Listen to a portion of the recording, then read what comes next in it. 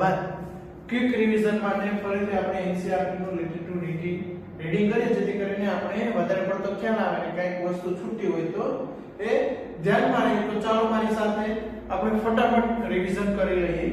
Chapter number 12 બરાબર. Chapter number 12 વિશે ecosystem કે નામ કોઈ આપેલું હતું એજી ટેન્સ એટલે કે જે મેં તમને લેક્ચરમાં કીધેલું હતું. હાલો એના વિશે હવે સ્ટાર્ટ કરીએ. તો કે નિવસન તંત્રને પ્રકૃતિના એક ક્રિયાત્મક એકમમાં સ્વરૂપમાં જોઈ શકાય છે કે જ્યાં સજીવો એકબીજા સાથે આસપાસના ભૌતિક પર્યાવરણ સાથે પણ પારસ્પરિક ક્રિયાઓ કરે છે કે એકબીજા સાથે આસપાસના ભૌતિક પર્યાવરણ સાથે પણ પારસ્પરિક ક્રિયાઓ કરે છે. નિવસન તંત્રનો આકાર એક નાના ખાબોચિયાથી લઈને મોટા સમુદ્ર સુધી હોય છે. બરાબર. નાના તળાવથી લઈ અથવા નાના ખાબોચિયાથી લઈ જંગલ કે મહાસાગર સુધી હોઈ શકે છે. ઘણા પરિસ્થિતિઓ સમગ્ર જીવાવરણને સમગ્ર જે જીવસૃષ્ટિ આવેલી છે તેને એક નિવસન તંત્ર તરીકે જુએ છે જેમાં પૃથ્વીના બધા જ સ્થાનિક નિવસન તંત્રનો શું થાય સમાવેશ થાય છે. બરાબર. જેથી આ તંત્ર ખૂબ જ વિશાળ હોવાથી એક જ સમયે એક સાથે અભ્યાસ કરવો જટિલ છે. આથી અભ્યાસની અનુકૂળતા માટે બરાબર એક સાથે એટલા બધા નિવસન તંત્રનો અભ્યાસ કરવો ખૂબ મુશ્કેલ છે. આથી અભ્યાસ ને સરળ કરવા માટે બે ભાગમાં વિભાજિત કરવા સ્થળજ અને જળ. તો કે સ્થળજની અંદર કોનો સમાવેશ થાય તો કે જંગલ, તૃણભૂમિ, રણ એ સ્થળજ નિવસન તંત્રના છે. જ્યારે તળાવ, સરોવર એ શું છે જળતળ, ભૂમિ, નદી, વેલાદારમુખી પ્રદેશો જલજ નિવસન તંત્રના કેટલાક ઉદાહરણો છે. બરાબર. કૃષિ ક્ષેત્ર જે જોવા મળે છે માછલી ઘર બરાબર ખેતી એ શેના ઉદાહરણ છે તો કે માનવ સર્જિત નિવસન તંત્રના ઉદાહરણો છે. આપણે સૌથી પહેલા નિવસન તંત્રની રચનાને જોઈશું. જેથી ઊર્જા પ્રવેશ એટલે કે ઉત્પાદકતા, ઊર્જાનું સ્થળાંતર એક સજીવથી બીજા સજીવની અંદર સ્થળાંતર બરાબર એટલે આશુકા ઝાડ પોષક ચક્રીકરણ અને ઊર્જા નિકાલ વિઘટન અને ઊર્જા વ્યય ને ક્રમબદ્ધ રીતે જાણી શકીએ. એની સાથે આપણે ચક્રો, શુક્લ, ઝાડ સંબંધો અને આંતર સંબંધોને જે આ ચેપ્ટરમાં આપેલા છે તેના વિશે આપણે અભ્યાસ કરીએ. બરાબર. હવે નિવસન તંત્રની સંરચના અને કાર્યો વિશે આપણે સમજી લઈએ પેલા બાળકો. બરાબર. અત્યારે ચેક નાખો જેથી કરીને આપણે લીટી કરવી હોય તો આ સારી થાય.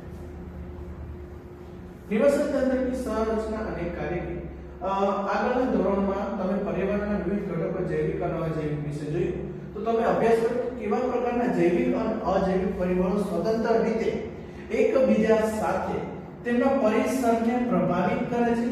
જૈવિક ઘટકોની અંદર જોઈએ બરાબર અને અજૈવિક કે જે બંને એકબીજા સાથે પારસ્પરિક ક્રિયાઓ કરે છે. બરાબર. આપણે ઘટકોની વધુ સંતુલિત સ્વરૂપમાં જોઈએ એ જાણી નિવસન તંત્રમાં ઘટકો ઊર્જાનો પ્રવાહ કેવી રીતે થાય છે. જૈવિક અને અજૈવિક ઘટકોની આંતરક્રિયાના પરિણામ સ્વરૂપે ભૌતિક રચના શું થાય વિકાસ પામે છે.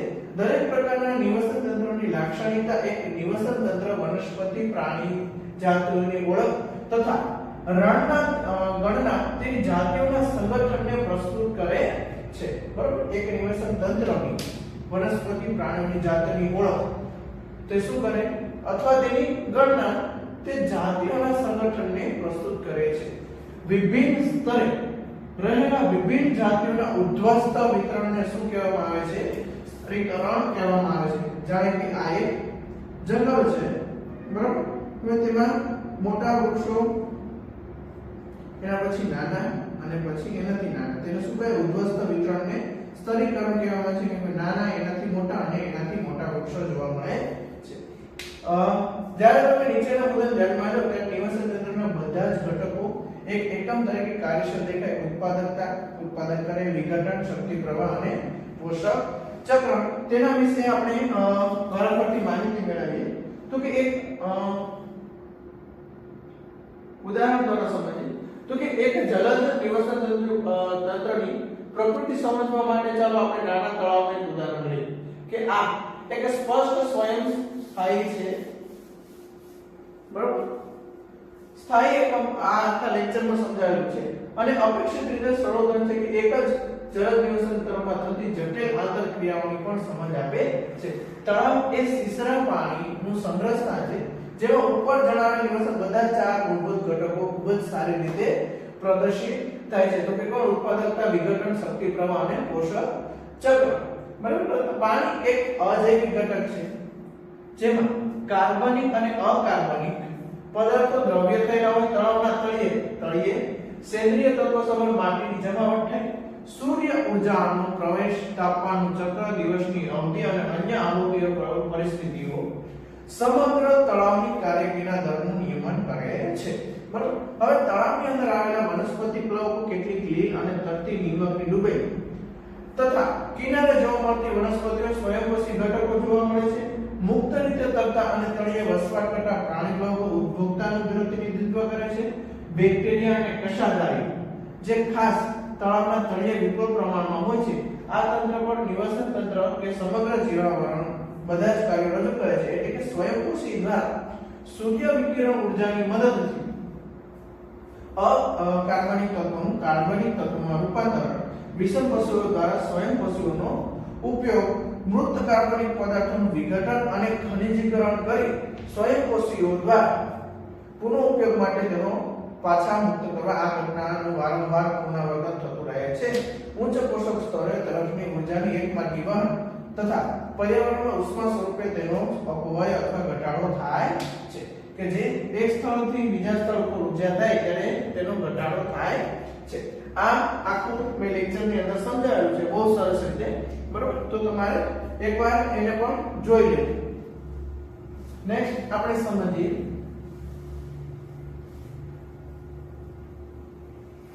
ઉત્પાદકતા. બરાબર. ખૂબ જ અહેમ ટોપિક. કોઈ પણ નિવસન તંત્રની ક્રિયાશીલતા અથવા ઉર્જાનો મુખ્ય સ્ત્રોત કયો છે? સૂર્ય. બરાબર.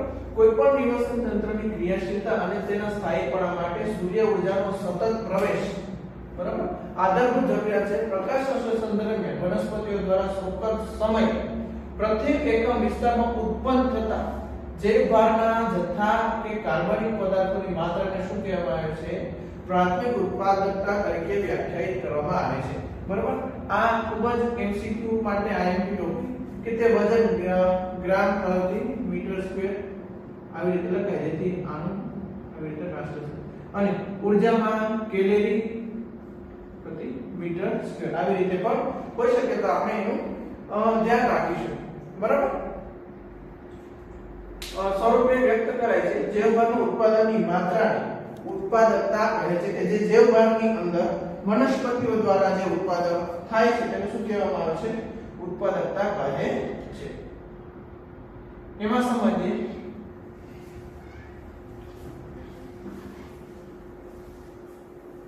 તેને વિવિધ નિવસન તંત્રોની ઉત્પાદકતાની તુલના સરખામણી કરવા જે આપા ખૂબ જ વ્યક્ત કરી શકાય છે. જે ગ્રામ મીટર -2 યા -1 કે એકમ સમયમાં એકમ ક્ષેત્રફળ દીઠ ઉત્પાદન થતો જૈવભારનો જથ્થો તેને કુલ પ્રાથમિક ઉત્પાદકતા ગ્રોસ પ્રાઇમરી પ્રોડક્શન જીપીપી આપણ ઘણીવાર એમસીક્યુ માં હોય છે ફૂલ ફોર્મ તરીકે.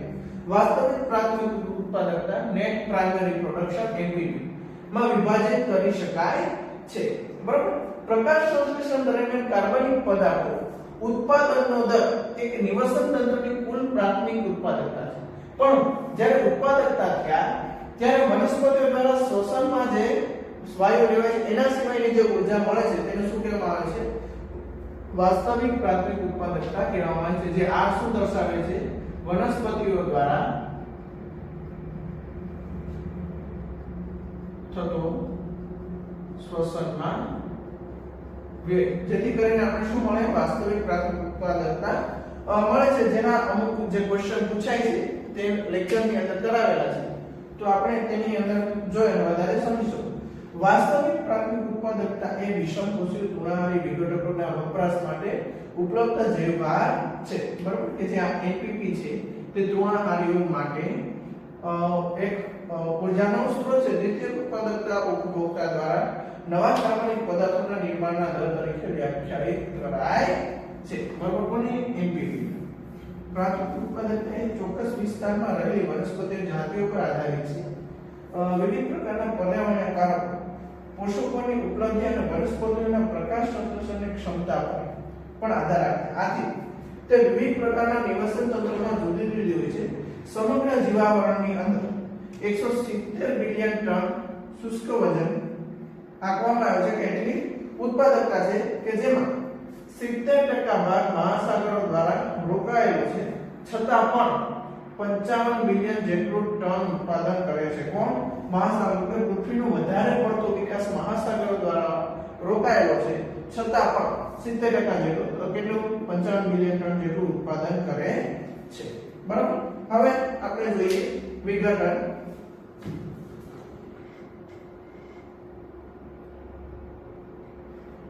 તો કે વિઘટન કહેવાય કોને? તો કે સરળ કાર્બનિક ઘટકોને તોડવામાં આવે અને તેને શું કહેવાય? અકાર્બનિકમાં રૂપાંતર કરવાની ઘટનાને શું કહેવામાં આવે છે? વિઘટન કહેવાય છે. તો ચાલો સમજીએ. અળસિયાઓને ખેડૂતોના મિત્રો તરીકે ઉલ્લેખ કરવામાં આવે છે કારણ કે તેઓ જટિલ કાર્બનિક દ્રવ્યોને તોડવામાં તેમજ તેની સાથે જમીનને ઢીલી બનાવવામાં મદદરૂપ છે. આ જ પ્રકાર વિઘટકો જટિલ કાર્બનિક દ્રવ્યોને કાર્બન ડાયોક્સાઇડ, પાણી અને પોષકો જેવા અકાર્બનિક પદાર્થોમાં વિઘટન કરવામાં મદદરૂપ થાય છે. આ પ્રક્રિયાને શું કહેવાય? વિઘટન પ્રક્રિયા કહે છે કે જટિલ કાર્બનિક દ્રવ્યોને અકાર્બનિક દ્રવ્યોમાં ફેરવવાની પદ્ધતિને વિઘટન કહેવામાં આવે છે. મૃત વિઘટન પર જોવા મળે તો કે પર્ણો, છાલ, પુષ્પ, પ્રાણીઓના મૃત અવશેષો, મળ સહિતના દ્રવ્યો મૃત અવશેષીય ઘટકો બનાવે છે. જે વિઘટન માટેના કાચા પદાર્થો છે. અવખંડન, ધોવાણ, અપચય, સેન્દ્રીયકરણ, ખાતર નિર્માણ, બરાબર, અને ખરીજીકરણ વગેરે પ્રક્રિયાના મહત્વપૂર્ણ વિઘટનની પ્રક્રિયાના મહત્વપૂર્ણ ચરણો છે. તો તેના વિશે માહિતી મેળવીએ આપણે. તો કે મૃત ભક્ષીઓ જેવા કે અળસિયા મૃત અવશેષીય પદાર્થોને નાના કણોમાં શું કરે? વિભાજિત કરવામાં. આ પ્રક્રિયાને અવખંડન કહેવામાં આવે છે. ધોવાણની પ્રક્રિયા દ્વારા અકાર્બનિક તત્વો જે પાણીમાં ઓગળે અને શું થાય? જમીનમાં પ્રવેશે. તેને શું કહેવાય? ધોવાણ તરીકે આપણે સમજીએ છીએ. બેક્ટેરિયા, ફૂગના ઉત્સેચકો મૃત અવશેષીય ઘટકોને શું કરે? સરળ અકાર્બનિક પદાર્થોમાં વિઘટન કરે છે. આ પ્રક્રિયાને શું કહેવાય? અપચય કહે છે. એ નોંધવામાં છે કે વિઘટનમાં ઉપરોક્ત બધા જ તબક્કાઓ મૃત અવશેષીય ઘટકો સમાંતર એક સાથે સતત ચાલ્યા કરે છે. સેન્દ્રીયકરણ અને ખરીજીકરણ પ્રક્રિયામાં જમીનમાં વિઘટન દરમિયાન થતી રહે છે. સેન્દ્રીય કેવું હોય? સેન્દ્રીયકરણ દ્વારા એક ઘાટા રંગના આકારહીન પદાર્થનું નિર્માણ થાય છે. તેને શું કહેવામાં આવે છે? સેન્દ્ર કહેવામાં આવે છે. હવે અહીંયા ઉદાહરણ દ્વારા આપણે સમજીએ તો કે એક વૃક્ષ છે, તેની ઉપરથી શું કર્યું? પાંદડું કર્યું. હવે એક લીલું પર્ણ જમીન પર પડે છે. જમીન પર ઉગેલ વૃક્ષ દ્વારા હવે કીટકો અથવા અન્ય પ્રાણીઓ દ્વારા ખવાય છે. પોષક પદાર્થો ઉર્જાના આહારમાં પ્રવેશ કરે છે. બરાબર. આ કીટકો અથવા અન્ય પ્રાણીઓ દ્વારા ખવાય. હવે થોડું ખાધું અને થોડું રહ્યું તો તે શું થયું? અહીંયા એવું સેડ્યું અને એમાંથી શું થયું? ફૂગનો વિકાસ થયો અને ફૂગનું પાછું કોને સેવન કર્યું? અળસિયા દેવાય. જેથી કરીને કાર્બનિક પદાર્થો ક્યાં પહોંચી ગયા? જમીન સપાટી. અને અહીંયા કેટલાક પોષક તત્વો રાસાયણિક પ્રક્રિયા દ્વારા જમીનમાં ધોવાણ પામે છે કે જે ખવાના પછી જે કાર્બનિક તત્વો છે, બરોબર, વધારાના એ કાર્બનિક પદાર્થો સગળ જમીનમાં આવે છે કે ત્યાર પછી અળસિયા, બેક્ટેરિયા, માટી, ઈતરી, ફૂગ વગેરે દ્વારા વિઘટન પામે છે. કઈ? આ જે ફૂગનું નિર્માણ થયું તેમાં બેક્ટેરિયા, માટી, ઈતરી દ્વારા ફૂગનું નિર્માણ પામે છે અને આ ફૂગ બેક્ટેરિયા દ્વારા પર્ણોને આંશિક રીતે ઉપયોગ કરે છે. તેનું પોતાનું રક્ષણ ગુમાવી કચરો બને છે. બરાબર સમજાયું કે આવી રીતે આખી વિઘટનની પ્રક્રિયાઓ થાય છે. રેડી? નેક્સ્ટ સમજીએ.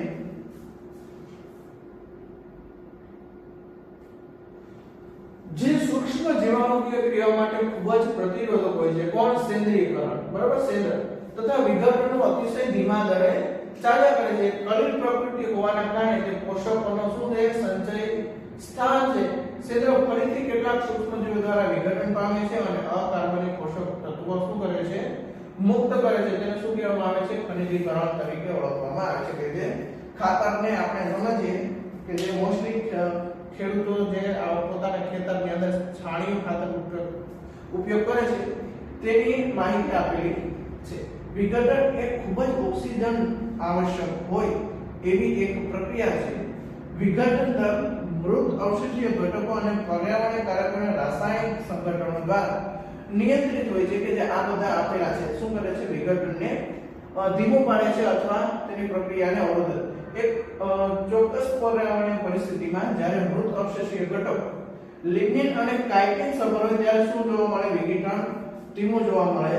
મૃત અવશેષીય ઘટકો નાઇટ્રોજન તથા શર્કરા જેવા જલદ્રવ્ય પદાર્થો સબર હોય ત્યારે શું થાય? વિઘટન ઝડપી જોવા મળે. તાપમાન અને ભૂમિનો ભેજ પણ ખૂબ જ આવશ્યક છે. મહત્વના પર્યાવરણીય કારકો છે જે ભૂમિના સૂક્ષ્મજીવોની ક્રિયાઓ પર તેમની અસર દ્વારા વિઘટનનું નિયમન કરે છે. ગુફાઓ અને ભેજયુક્ત પર્યાવરણ વિઘટન માટે અનુકૂળ છે. જ્યારે ઓછું તાપમાન જ્યારે જીવન વિઘટનને અવરોધે છે તેના પરિણામ સ્વરૂપ કાર્બનિક દ્રવ્યોનું શું થાય? ભંડાર રચાય છે. બરોબર. નેક્સ્ટ સમજીએ આપણે ઊર્જા પ્રવાહ.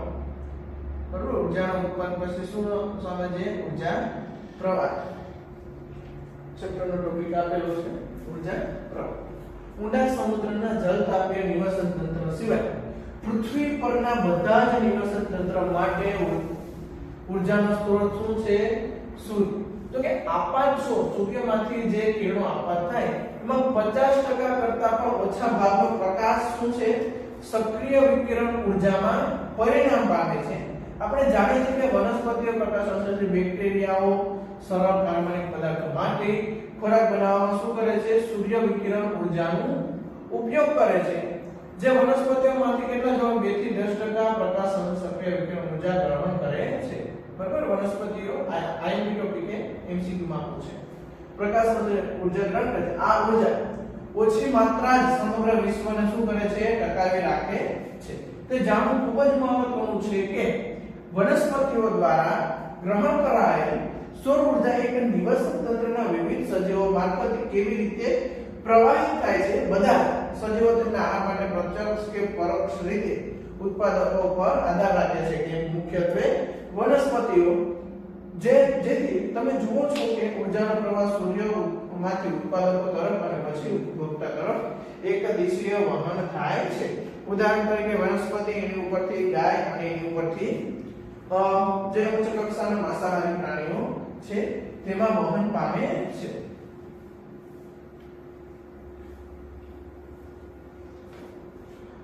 આગળ સમજીએ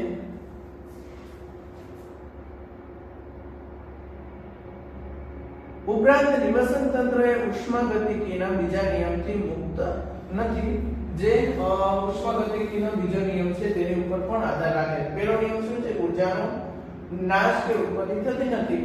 ત્યારે બીજો નિયમ કહે છે કે જ્યારે ઊર્જા એક સ્થળમાંથી બીજા સ્થળે જાય છે ત્યારે તેનું શું થાય? વ્યય થાય છે. બરોબર. તેમાં સમજીએ આપણે. ઉપરાંત નિવસન તંત્ર એ ઉષ્માગતિકીના બીજા નિયમથી મુક્ત નથી. જરૂરી અણુઓમાં સંશ્લેષણ માટે તેઓએ સતત ઊર્જા મળવી શું છે? આવશ્યક છે. જેને લીધે વધતા જતા અવ્યવસ્થા પણ સામે સંકલિત કાર્ય પદ્ધતિ દ્વારા સંઘર્ષ કરી શકે છે. બરાબર. નિવસન તંત્રની લીલી વનસ્પતિઓ ઉત્પાદકો કહેવામાં આવે છે. સ્થળજ નિવસન તંત્રમાં શાખીય અને કાષ્ઠીય. બરાબર. કે જે વનસ્પતિઓ જોવા મળે શાખા ધરાવતી હોય, કાષ્ઠ ધરાવતી હોય તે વનસ્પતિના શું છે? મુખ્ય ઉત્પાદકો છે. એ જ પ્રકાર જલજ નિવસન તંત્રની અંદર વનસ્પતિ પ્લવકલીન અને જલીય વનસ્પતિઓ વિવિધ જાતિઓ ઉત્પાદકો છે. તમે આહાર શૃંખલા તથા આહાર ઝાડ વિશે જોયું હશે અથવા વાંચ્યું હશે કે તે પ્રકૃતિમાં અસ્તિત્વ ધરાવે છે.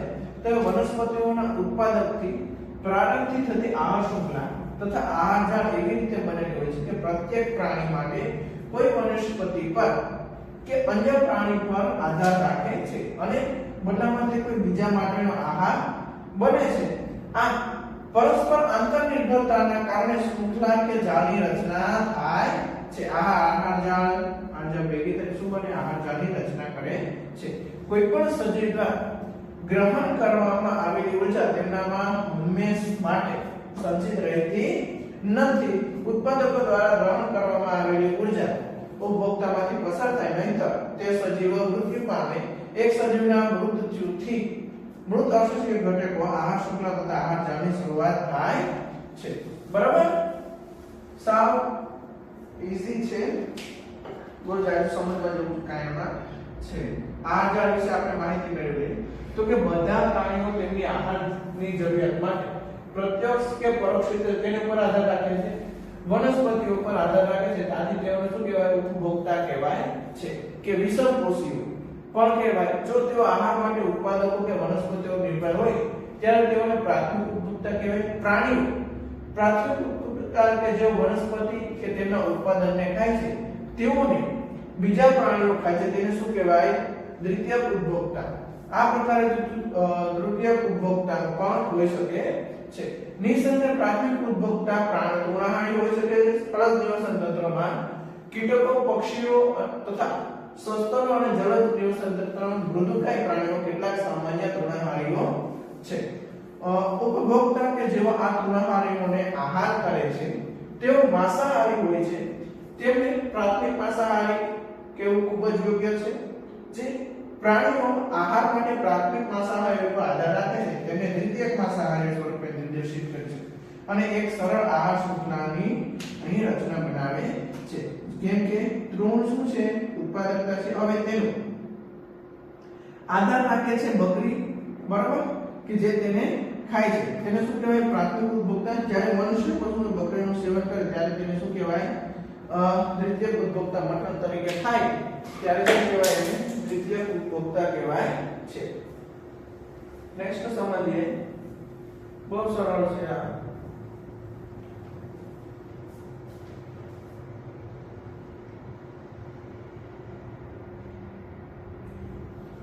મૃત અવશેષીય આહાર શૃંખલા વિશે સમજીએ આપણે પહેલા. તો કે મૃત દ્રવ્યોથી શરૂ થાય છે. તે શેની બનેલી હોય? વિઘટકોની બનેલી હોય કે અથવા વિષમપોષી સજીવોનો સમાવેશ કરવામાં આવે છે. તેઓમાં મુખ્યત્વે શું હોય? ફૂગ અને બેક્ટેરિયા છે. તેઓ મૃત કાર્બનિક દ્રવ્યો કે મૃત અવશેષીય ઘટકોના વિઘટન તોડવા દ્વારા જરૂરી ઊર્જા કે પોષણ મેળવે છે. તેઓ મૃત પોષીઓ તરીકે પણ ઓળખવામાં આવે છે. બરાબર, મૃતનું જે વિઘટન કરે છે તેને શું કહેવામાં આવે છે? મૃત પોષક કે મૃત સજીવ મૃત્યુ પામ્યું અને એના પછીનું એનું વિઘટન કરે તેને શું કહેવામાં આવે છે? મૃત કોષીઓ કહેવાય છે. વિઘટકો પાચક ઉત્સેચકો સ્ત્રવિત કરે છે જે મૃત કે નકામા પદાર્થોને સરળ કાર્બનિક પદાર્થોમાં ફેરવે છે. ત્યારબાદ તેઓ તેમના જ દ્વારા શોષી લેવામાં આવે છે. કે જે મૃત અવશેષીય ઘટકો છે કે તે એની ઉપર આ કાર્ય કરે અને સ્ત્રાવ કરે, બરાબર, પોતાના જે એસિડિકનો સ્ત્રાવ કરે અને ફરીથી આ સરળ પદાર્થમાં ફરી જાય એટલે પોતાની અંદર જ સેવન કરી લે છે.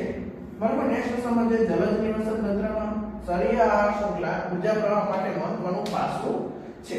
તેની વિરુદ્ધ સ્થળ નિવસન તંત્રમાં શરીર આહાર શૃંખલા કરતા મૃત આહાર શૃંખલા ઘણી વધારે ઊર્જા પ્રવાહિત કરે છે. આ ખાસ યાદ રાખજો. મૃત આહાર શૃંખલા કેટલાક સ્તરે ચરી આહાર શૃંખલા સાથે જોડી શકાય છે. મૃત આહાર શૃંખલાના કેટલાક સજીવો દ્વારા શરીર આહાર શૃંખલા પ્રાણીઓને શિકાર બની જાય છે તથા એક નૈસર્ગિક નિવસન તંત્રમાં વંદા, કાંકરા વગેરે કેટલાક પ્રાણીઓ સર્વભક્ષી હોય છે. આ આહાર શૃંખલા પ્રાકૃતિક આંતરસંધિ એક આહાર જાળનું નિર્માણ કરે છે.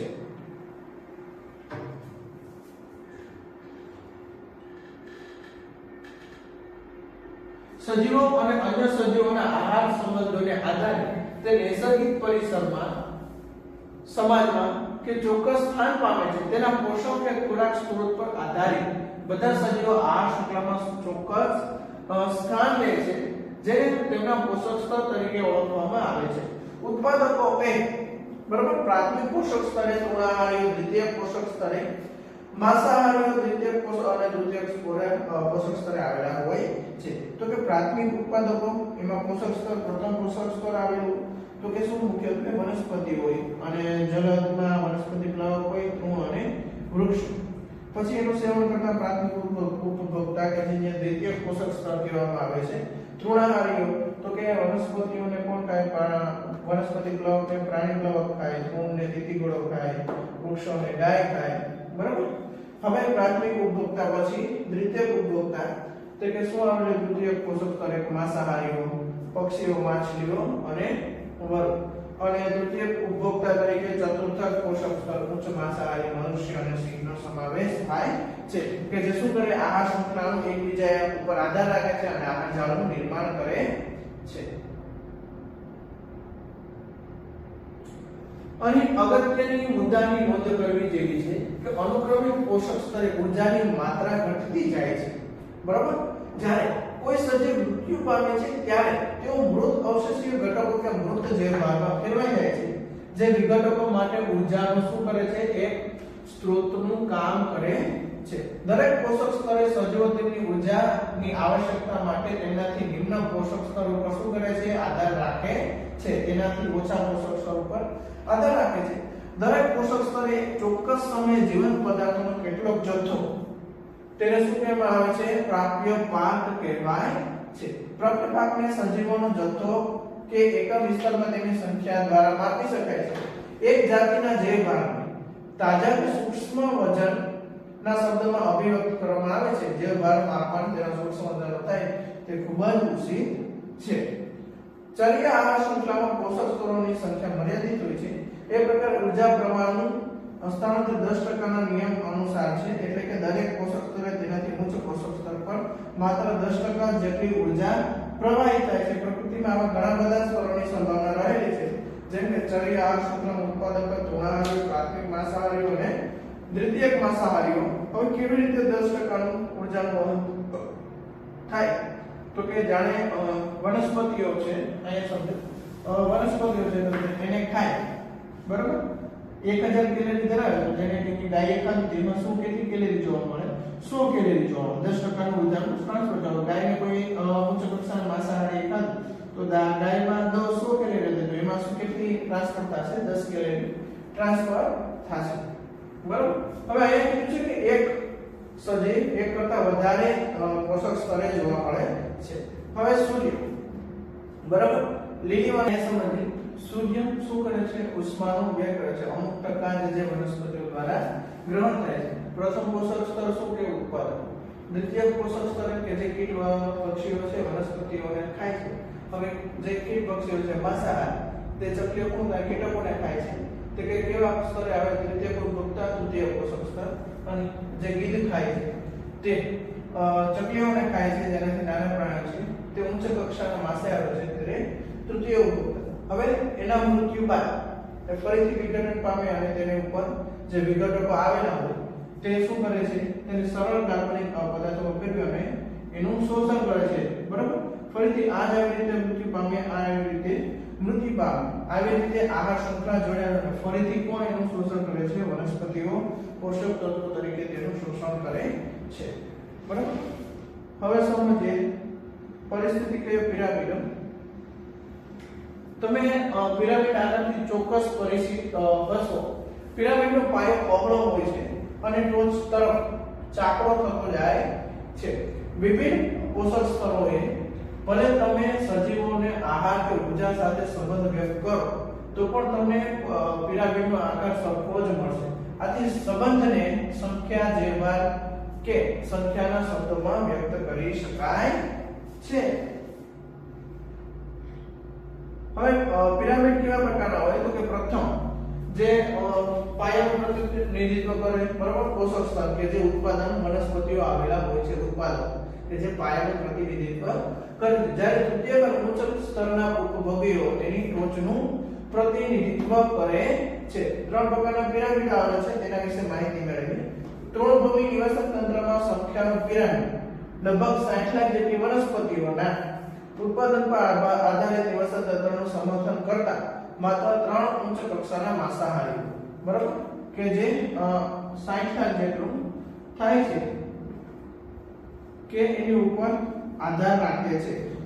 ઉત્પાદકતા, પ્રાથમિક ઉપભોક્તા, દ્વિતીય ઉપભોક્તા અને તૃતીય ઉપભોક્તા. સંખ્યાના પિરામિડ ક્યારેક ત્રાકકાર હોય અને ક્યારેક અધોવર્તી પણ જોવા મળે છે. બરાબર? કે જ્યારે એક વૃક્ષ પર સંખ્યાનો પિરામિડ જોઈએ તો કે એક વૃક્ષ પર ચકલીઓ રહે છે, એનાથી વધારે નાના કીટકો અને એનાથી વધારે ફૂગ, બેક્ટેરિયા જોવા મળે છે, તો તેનો પિરામિડ કેવો મળે, અધોવર્તી મળે છે.